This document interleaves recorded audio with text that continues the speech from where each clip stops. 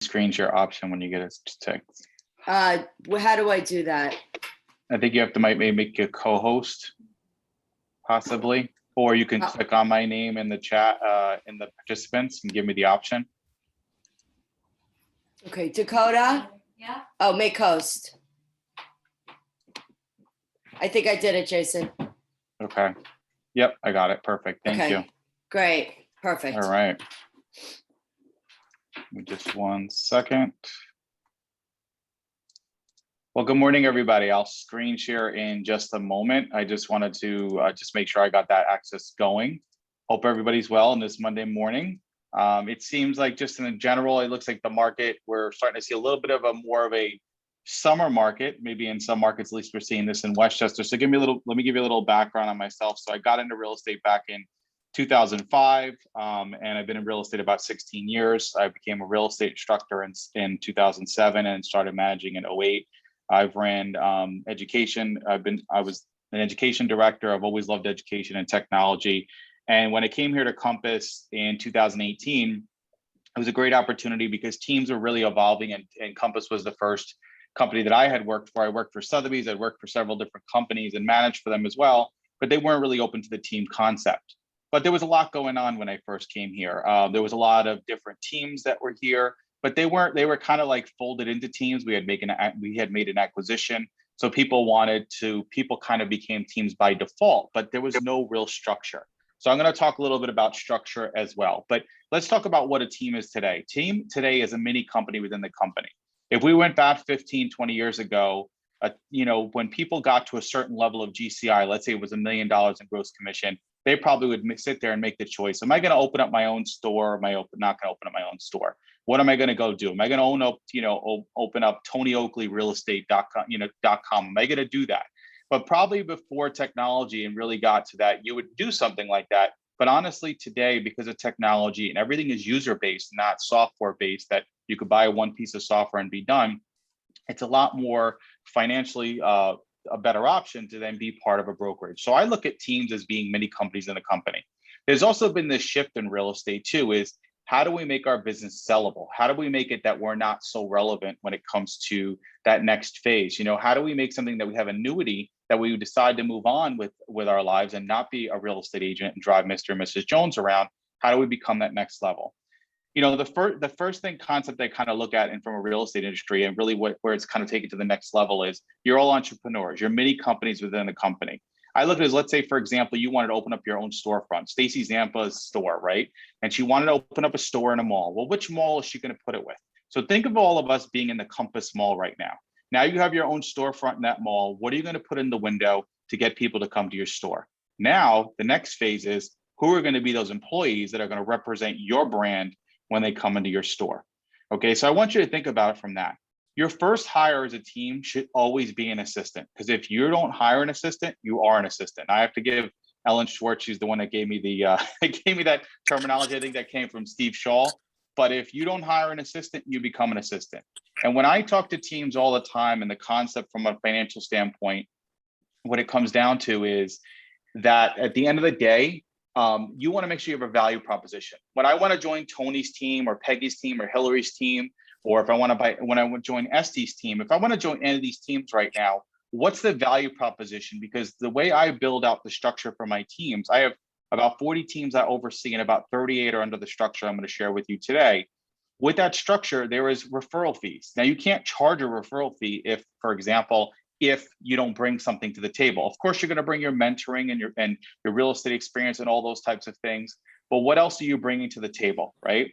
You also want to look at is when you're hiring team people for yourself is, do they represent your brand? Okay. What I've noticed is as teams have gotten larger, now out of the 38 to 40 teams, I have a team that's as large as 20. I have teams that are 15. I have teams that are 10, teams that are 8. I have all different types of size teams. Okay. And at the end of the day, when I look at these teams, what I have noticed over the last almost 3 years here at Compass is some people would say, oh my God, Tony's got 5 people on his team now. Now I got to get close to Tony. Or Andrew's got 4. I want to get at least 4. And they just hire just to hire. And that's not the way to go about it. Okay. You want to hire someone that fits your brand. Think of like a membership card, right? When someone goes on to Laura's team over here in Westport, Connecticut, if they go on her team, they're going to have a membership card to Compass and now a membership card to Laura's team. So because of that, you want to make sure that someone fits your brand. And that's what you rely on your sales manager, is that additional set of eyes before you hire that. That's also a requirement that they can actually meet that team agent and see if they're fit. You know how many times I've met with teams and they go, oh my goodness, I really want to hire this person. And I go back to them and they go, this person really doesn't fit your brand. Are you adding them because you noticed a couple other teams in the office have grown significantly and you want to just get your numbers up? Or 5 is going to look better in a picture of 5 team members versus 3 or 4? Think about that. I always suggest if you're going to hire somebody brand new to real estate, try to hire 2. This way they have a buddy system. This way, when you're actually training them, there's basically a process that when you're training them through this process, that they have someone to go through that process with, versus hiring 1 and then they don't work out 2 weeks, 3 weeks from now. And what I'm going to talk about a little bit too is through Compass Academy. Lance Peddleton and the Compass Academy team created these flight plans. This is accountability that you can now create, that you can provide your team agents when they join Compass. This is what you need to take care of. Give them homework, okay? They can't just be sitting there waiting for the next opportunity. That's not the way the business works anymore. The people have the good sphere of influence and they have to be working the leads, okay? Now, of course, they may not all be rainmakers, but they got to be great converters at the end of the day if they're going to be a part of your brand, okay? So don't get caught up with team size, right? A membership card to your brand, right? You're going to mentor and coach them. So it's got to be worth your time at the end of the day, right? And then team meetings. That is another really important point, is that when you create a team, you need to have a consistent weekly team meeting. Don't just say, oh, not this week, not that week. Now, maybe in the summertime, you may do that, but should be consistent. So a lot of my big teams, right? So I see like Francie on here, have a consistent meeting, right? I have my sales meeting at 9:30, at 10 o'clock. They have a consistent sales meeting every week, 10 o'clock. That's the consistent flow. For Linda Philby, same thing, consistent on Thursdays. I have a call with her in the morning, and then at 9:30 is when she has our team meeting. It's about consistency and about creating that value for your agents at the end of the day. So I'm going to share my screen.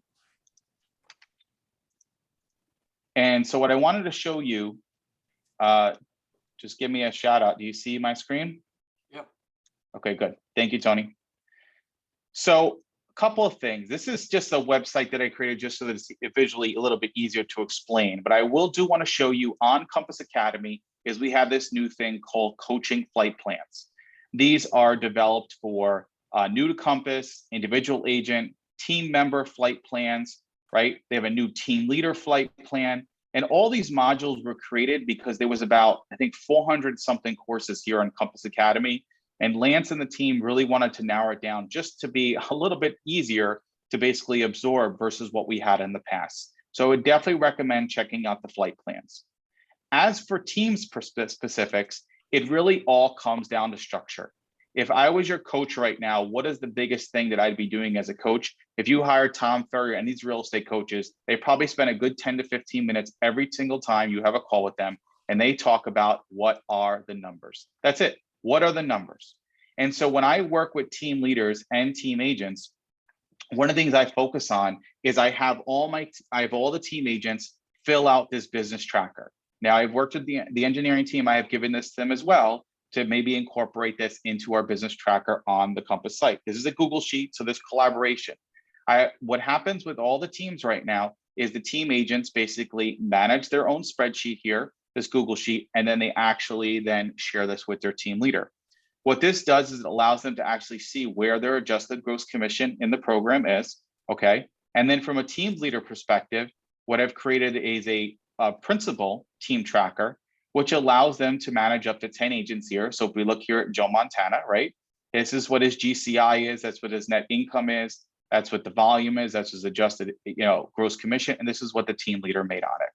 I also have a deal closer calculator, and then I go through the whole fees as well. So what I've done is that by Compass's standards, I'm not technically allowed to provide a contract, but I've created a template for 38 of my 40 teams have this team agreement. This team agreement is a template. They can use it however they want. But what it's actually created by having a team agreement that's consistent between majority of my teams is that when team agents speak to each other, they're all on the same plan. They're on the same commission schedule as if they were a Compass agent as an individual agent, or if they were not an individual agent on Compass. It's all based on their production. So there's no going back and forth or people jumping from team to team because we have consistency across the board. So my team leaders, I try to meet with team leaders at least once a month. From there, we talk about best practices, but they all have access to the resources that you see here on the screen here, which are things like, the team principal, calculators that are here, and then also business plans. What's also available to anybody that does want to have access to some of this stuff, for example, the business planning material, is I created a resource website for Westchester County back in November.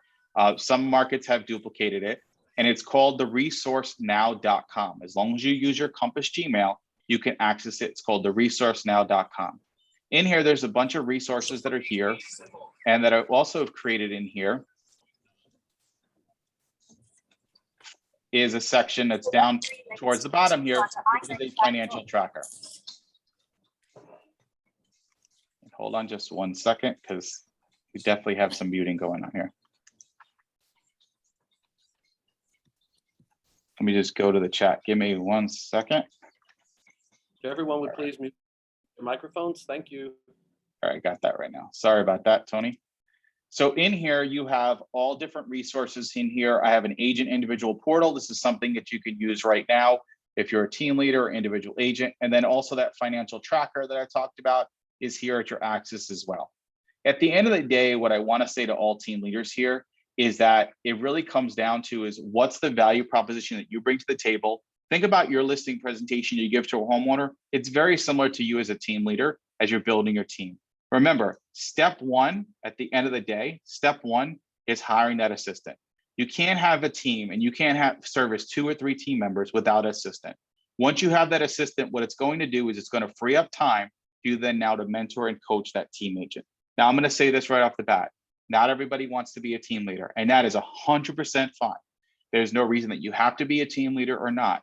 But what I have done over the 3 years is really help develop team leaders to become bigger and bigger teams. So to give you an example, I had a team last year that did about $117 million in sales volume. The year before, they did about 40 million. And they've gone through the growth of that team. We had another team that did almost 200 million in sales volume. And then I've had small individual agents that came here to Compass that were a $7 million producer, and they did $43 million in sales volume. At the end of the day, some of it is COVID, but the majority is they put the systems in place. If you put the system and structure in place, things will start coming together for your team, okay? If you think about a house, right? It has a foundation, right? And then you put the stick, then you start stick building it from there. What is your foundation? And I promise you, it's going to be a lot of front-loaded work in the beginning, but what's great here at Compass is the collaboration. You are not alone when it comes down out there. I have been speaking at a lot of national conversations with managers. I've spoken at a couple sales meetings in California and other places talking about teams. Teams are not just the future, they are the business to make you have a sellable product and to have an annuity, but also what it comes down to the end of the day is that the customer is 24/7 and we can't go 24/7. We just can't. You have to be able to step back and be able to take a break. And you could do that when you start building a team, right? I look at our management team, for example. We have the best management team in the country. I'll tell you right now, I've worked for many real estate companies, but no doubt I can just go onto a chat and talk to Tony. I could talk to Donna. I could talk to Mark. I could talk to Gordon. And we're all there collaborating. And it's the power of 31 managers there on call. And that's the way Compass is from an agent's perspective too, that you don't have to be out there and reinvent the wheel. We're all out there to support you. So I think I went over my 10 minutes. So I'm sorry, Tony and Stacy. But I will then be open to questions now. I know they said like 5 to 10 minutes. There was no way. You don't have 10 minutes. You have plenty of time, Jason. We have until, we have until 9:15. So I know I don't want to take your time, but if you could give us till 9, I know people have I can questions. give you as much time as you want. What I want to do right now is I want to be able to start. Let's kick off with some questions. This way we have plenty of time to. I see Russ is raising his hand right there. So go for it, Russ.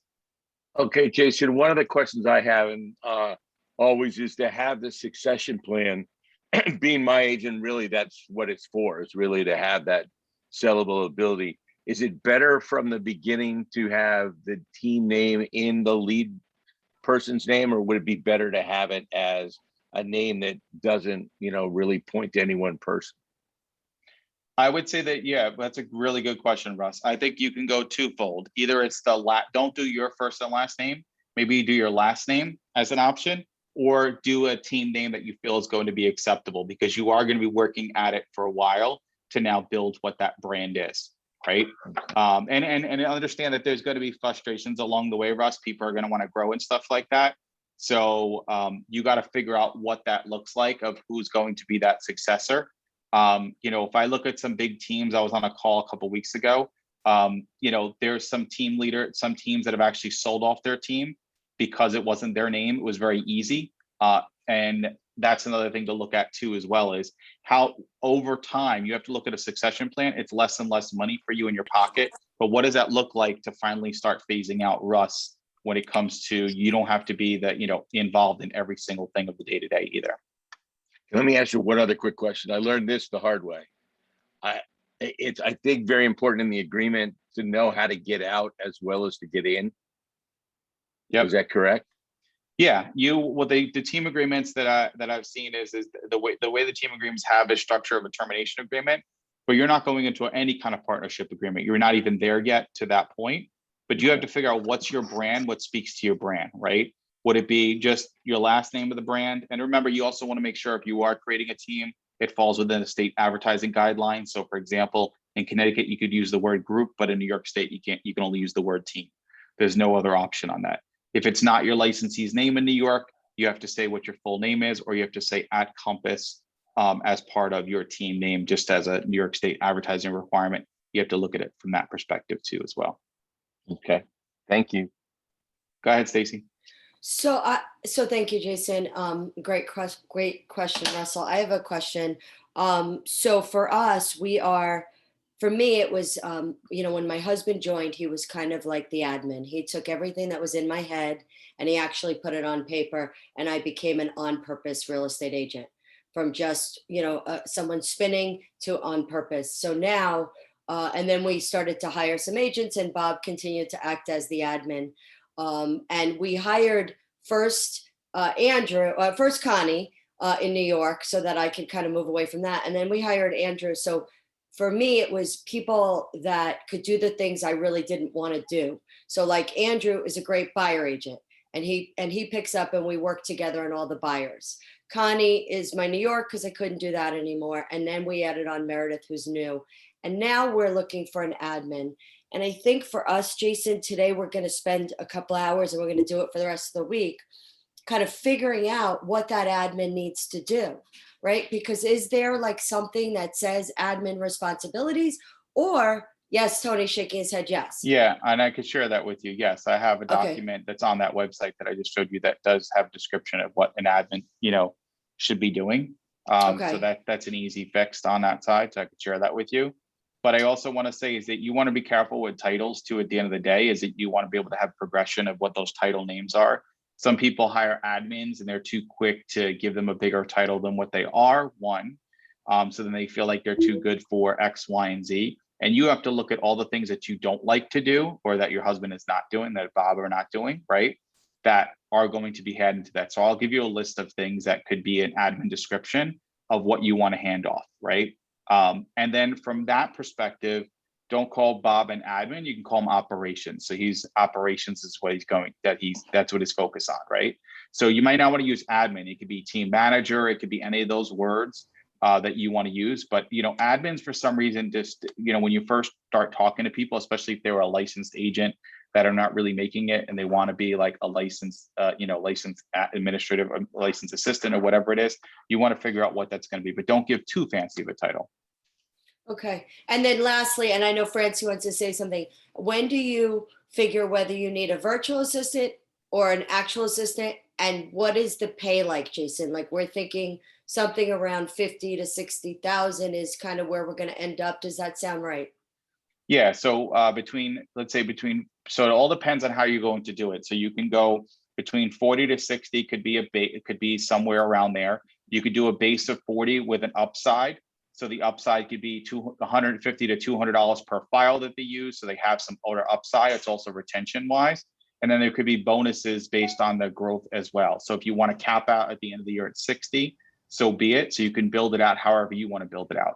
Some people start with a part-time admin and then work it from there too as well. Maybe split an admin. So if there's someone else maybe in the region that you're not competing with that wants some of the time and you have the time. Virtual assistant really comes down to is if you really hate paperwork, I'm sorry to say that, but a real admin on the ground to go meet that photographer, go meet that plumber, go do the town hall runs. Those are the things that really are the boots on the ground. If you need that, then you want to have someone that's here.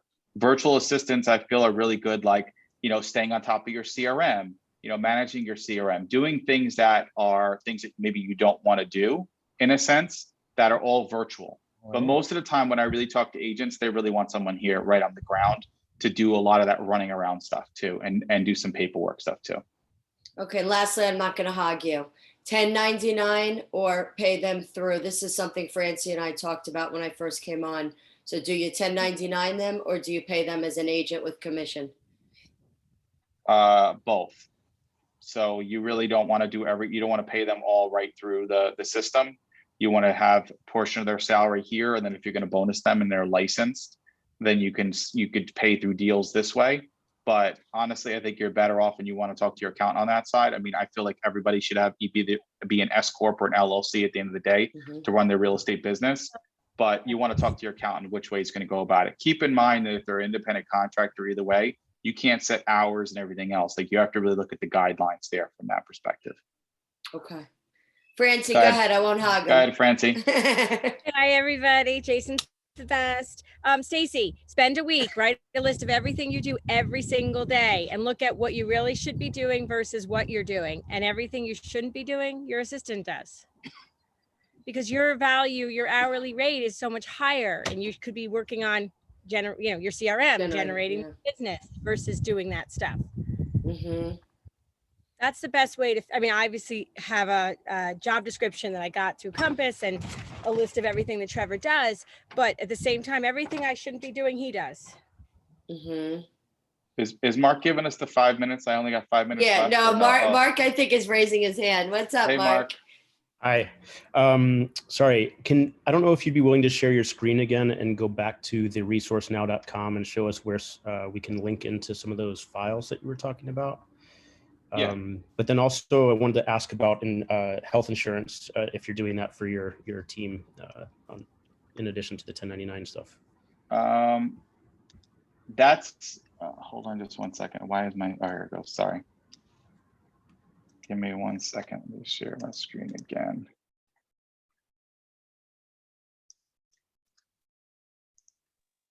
I usually have 2 screens, so sorry. Give me 1 second. All right. Well, Jason, Yep, go for Jason, it. just quick, I want to encourage all of the team leaders, reach out to other team leaders, either in your area or outside of your area. It doesn't matter. You should put together a mastermind group of like-minded people so that you're sharing ideas and you're also creating a network when you do that. I've done that before. We have them ongoing. And it's not where the manager has to be there, but I think it's really great if you pull in different managers from around the region. They're happy to pop in, just like Jason is doing today. Thank you, Jason. This is awesome. And just encourage each other with a mastermind group of at least 5 people. Thank you, Jason. Go ahead. No problem. So Mark, it's called the resourcenow.com. If there's something that you don't see here, you can just email me, jason.wilson@compass.com, and it can send you the information. I do have a drive, but I share it with team leaders only, so that it's a Google folder that has a bunch of the content as well. But like Stacy had asked for before, the job description, that would be this document here would be the job description. I think I should be able to share this with everybody. I'll do that in the chat right now. But do you have another question, Mark? No, but that's not what I see when I went to the resourcenow.com. It's much more basic. So I'll reach out to you afterwards. Okay, Jason, perfect. Jason, I don't see it either. I see nothing like that. Yeah, it's a separate website that I have access to. So if you email me, I'll get you access to the other, the Team Access website, but I'll send you right now, I'll give you the job description part 2 as well. No problem at all. Cool. All right, next question. Come on, Laura in Westport. I just saw her. There she goes. Yeah. All right, Hillary's got a question. Good morning. How are you? Morning, So I one question about titles because my husband's a labor and employment lawyer, so he's very, whatever. But he had told me that you can't really title somebody anything other than assistant or admin unless you're, paying them as an employee, which obviously then you have payroll issues and insurance and stuff like that. So, I heard of people being called director of operations or things like that, but he told me to be very careful with that if you're not actually bringing them on as an employee. I don't know if you have thoughts on that.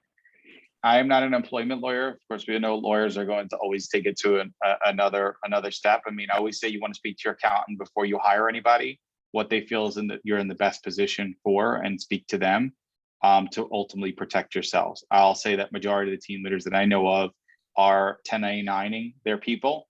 They're paying a portion of them off of deals, and they're paying another portion of 1099 as well, which once they're 1099, you don't control their hours, you don't control any of that.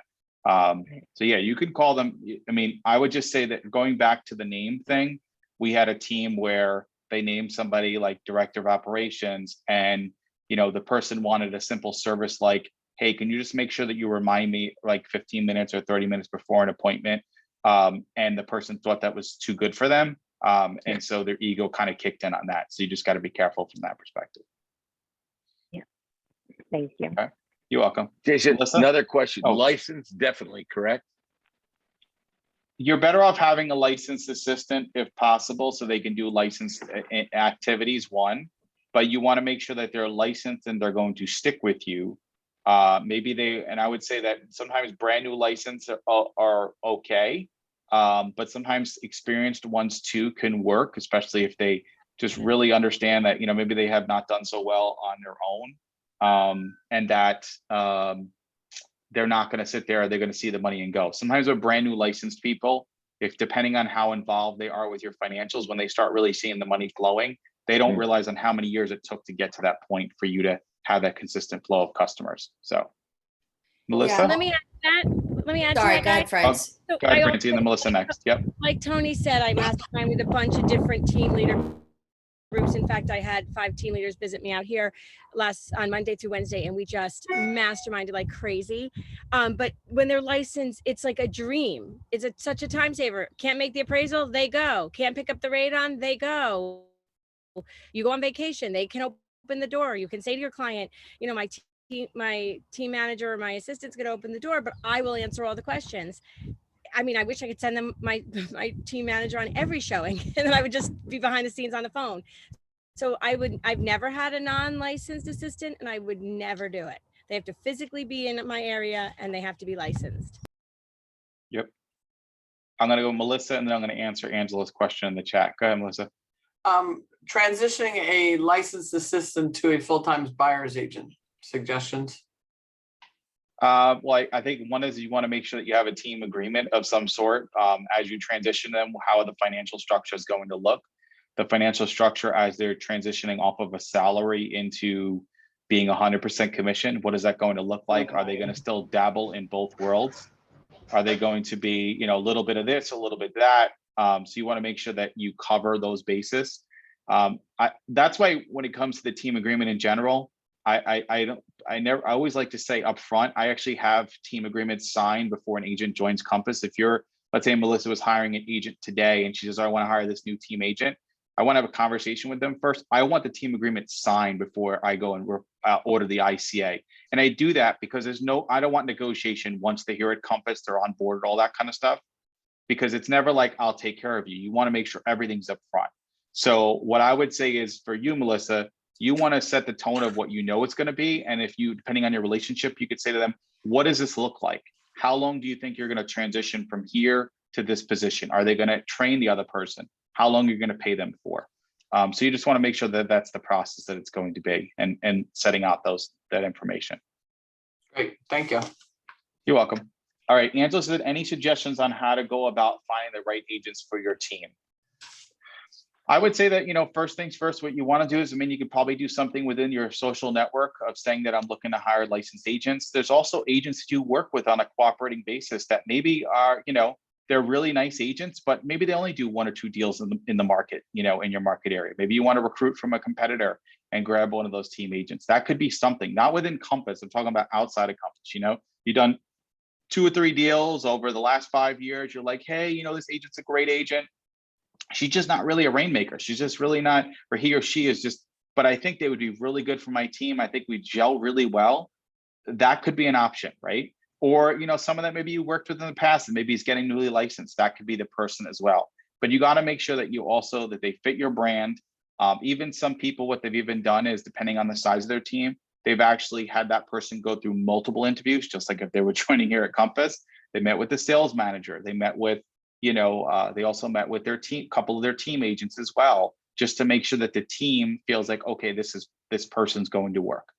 Depending on your relationship with your team agents can also help you with the vetting process too, as well. So this the way they feel part of that brand. And Jason, Yes.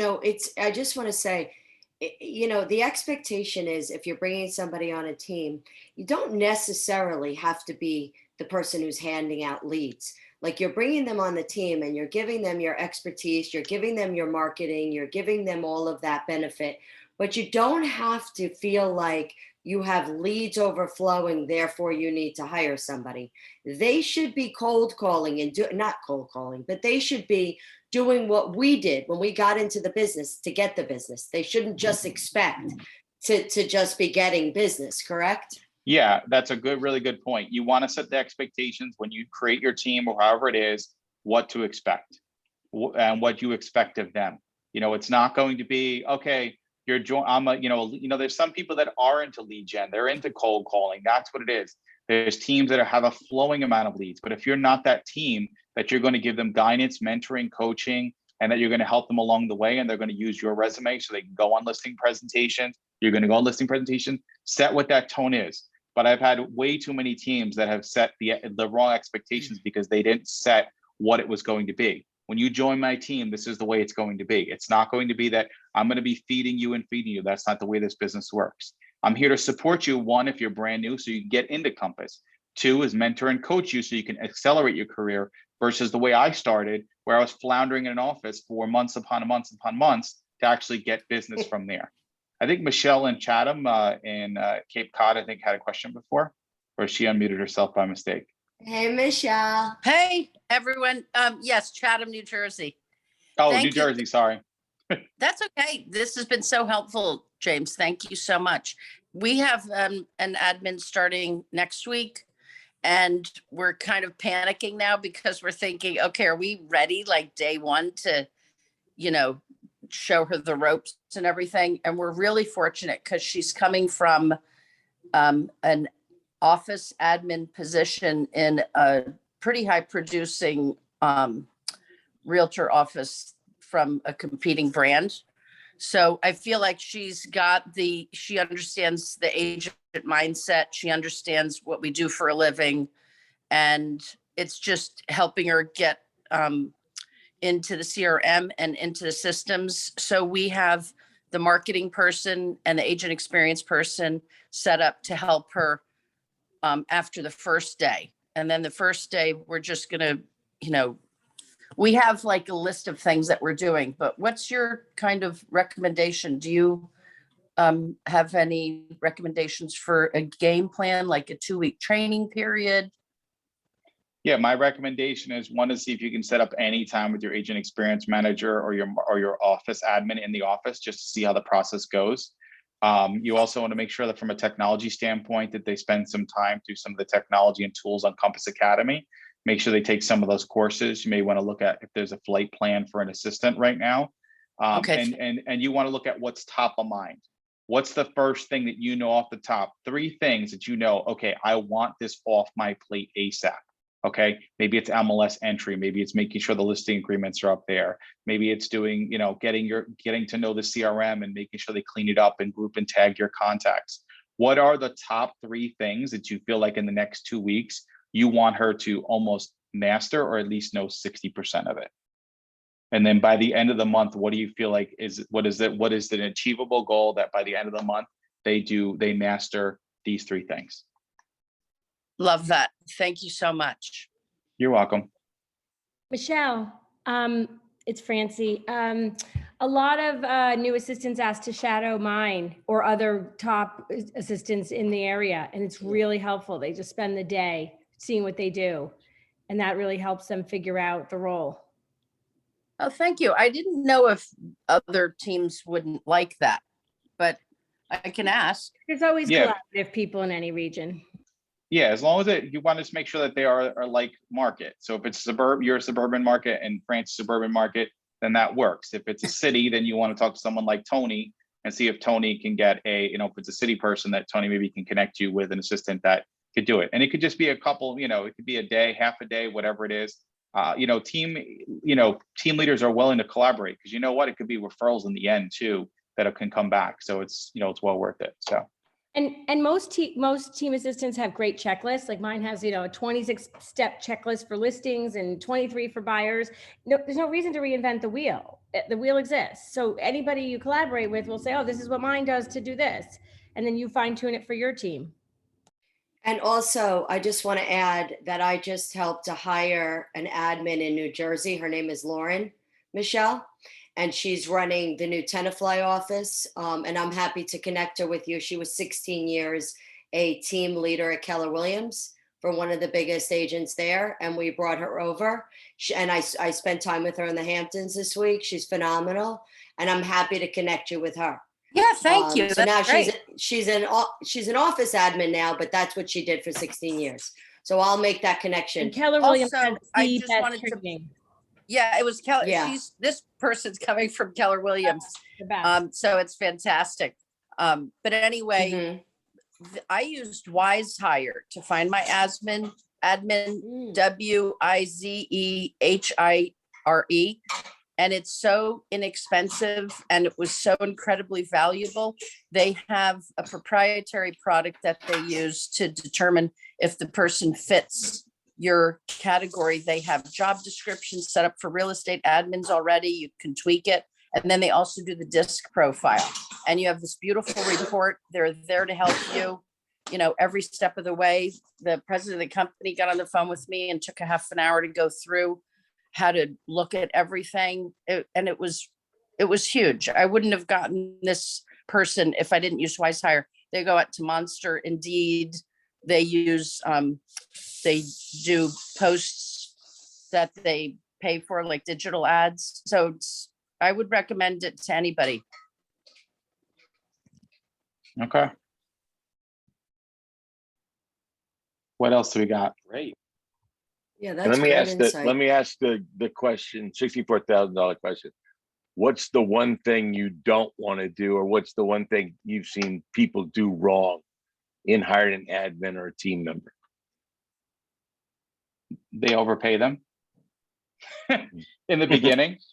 Mhm. No, they do. Like, it's so for a team agent, I've gone through this correction multiple times. They join Compass or they come to Compass and they go, Russ, you want to be on my team? I'm going to give you my split. And it's like, you missed the whole concept of what you're doing here. Like, remember when you were an agent and you were at a 50% split, look how hard you worked to get to where you are. And now all of a sudden you're giving the whole thing away. You got to take your agent hat off about giving up all the commission and put your brokerage hat, because now you're a small business owner that's going to make all these investments with the money that you're going to make, the difference between one versus the other. And it could be time before they start churning deals. So that's one. On an admin side is basically also coming down to is you need to set the expectations as this is what I need. And if you can't do this, then I can't hire you, right? So if you have little things like, for example, Russ is like, I want you to maintain my spreadsheet. Okay, that has to be trust, right? I want you to remind me before an appointment that I need to go on it, right? I need you to almost be like my executive assistant. That's really what I'm looking for, because I'm going 100 miles an hour all the time and I need that. If they feel that they're too little for that, that's not good. Sometimes I've known some people they've started people at $25,000 a year as their base, but have huge upside. And as their business has grown, that salary has increased over the time and they've gotten to up to a certain level. So you have to look at it from that perspective, is make sure that you set the expectations, and they have to have skin in the game, both if it's a team agent or whatever. If you look at my teams, for example, they don't have full access to someone's marketing budget. They have a cap amount on a per listing basis. $200 to $250 is the first $250 that a team leader is going to cover in the photography. That's it. They want floor plans, they want drone, they want all that kind of stuff. They pay for that. Like it's very simple. Is they have to be treated just the way as an entrepreneur, just like you are. The difference is now they have a mentor and a coach. Yes, are they investing into the team? Yeah, but they get it, 100 times over. Team agents will do a lot better on a team, depending on what their type is. Majority of them will do better than that than being on their own. I have agents that do $400,000 in gross commission. I asked them last year, I said, you could start your own team. They said, absolutely not. I do not want to leave the opportunity. Because when they looked at it, 75% of their deals came from some sort of relationship of the team leader. It wasn't on their own. So they know that $400,000 in gross commission wouldn't be there.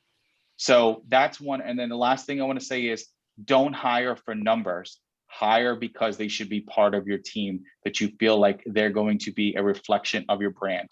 When they walk around and you give someone a business card with your team logo, they now have a membership card to you. They reflect you on everything they do on every single day. Keep that in mind, right? So if you take like Francie, right? If I look at her team, I've been here for a little over almost 3 years. I want to say that it's probably the exact same group that I came here from then to now, and there hasn't been any more additions to it. Even though there's teams around her that have jumped to 10 and 15 and 20 people, right? I got 1 minute from Tony, sorry. She has stayed consistent because the formula works. Okay, great, thank you. That, Russ, one thing I had to figure out on my own, because Jason wasn't here when I got here, is I interviewed tons of New York City teams because Westchester was just opening.